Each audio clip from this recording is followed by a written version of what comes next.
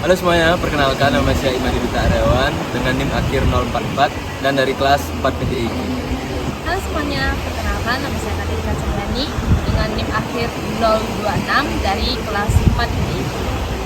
Halo semua, perkenalkan nama saya Dewa Putu Bagus Mahadinata dengan NIM akhir 023 dari kelas 4 PDIG. Tahukah Anda bahwa pemimpin yang baik adalah pemimpin yang peduli terhadap aspek spiritual dan juga sesamanya, serta dia juga peduli terhadap lingkungannya. Jadi, mari kita tanya orang-orang sekitar kita pendapat mereka tentang bagaimana sih pemimpin yang ideal itu.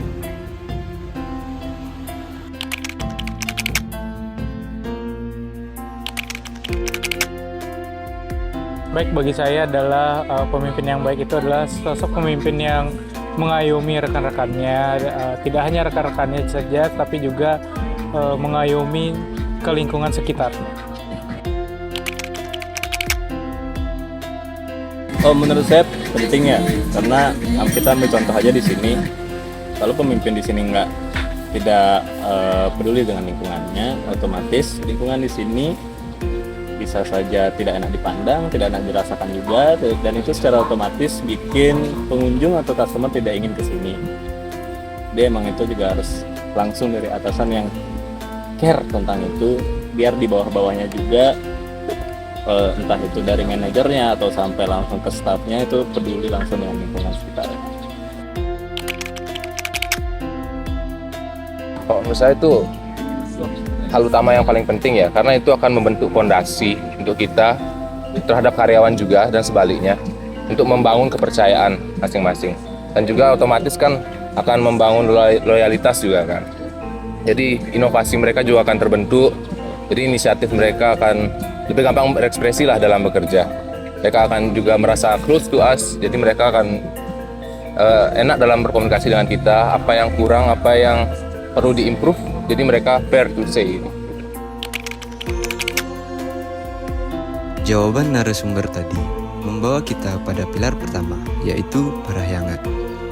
Dalam dunia akademik maupun publik, ini adalah akar dari kepemimpinan spiritual. Seorang pemimpin tidak cukup hanya cerdas secara intelektual, tapi harus memiliki kecerdasan spiritual. Nilai ketuhanan menjadi kompas moral.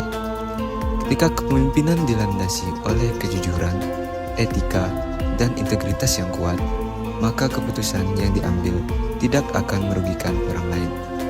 Inilah langkah awal menuju Indonesia yang cerdas, aman, lahir batin, dan juga Indonesia yang bisa mewujudkan generasi emasnya. Tentu pemimpin tidak berdiri sendiri. Seperti yang disampaikan narasumber kita, empati adalah kunci. Ini selaras dengan pilar kedua, pawongan atau keharmonisan antar sesama manusia. Dalam kepemimpinan organisasi dan publik, ini disebut kepemimpinan sosial. Pemimpin sejati adalah pelayan bagi masyarakatnya. Ia merangkul perbedaan, menciptakan ruang diskusi yang sehat, dan mengedepankan keadilan sosial.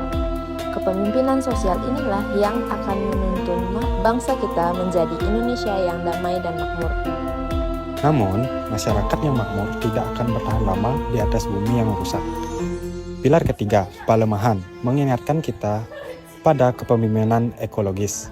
Pemimpin, publik, akademik, maupun organisasi harus memiliki visi keberlanjutan atau sustainability.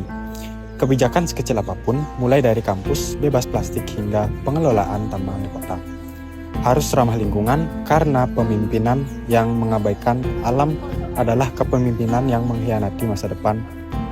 Indonesia yang bahagia adalah Indonesia yang alamnya lestari. Kepemimpinan bukanlah soal jabatan, melainkan tentang keseimbangan. Dengan mengintegrasikan kepemimpinan spiritual, sosial, dan ekologis berdasarkan Trihitakarana, kita sedang membangun fondasi yang kokoh.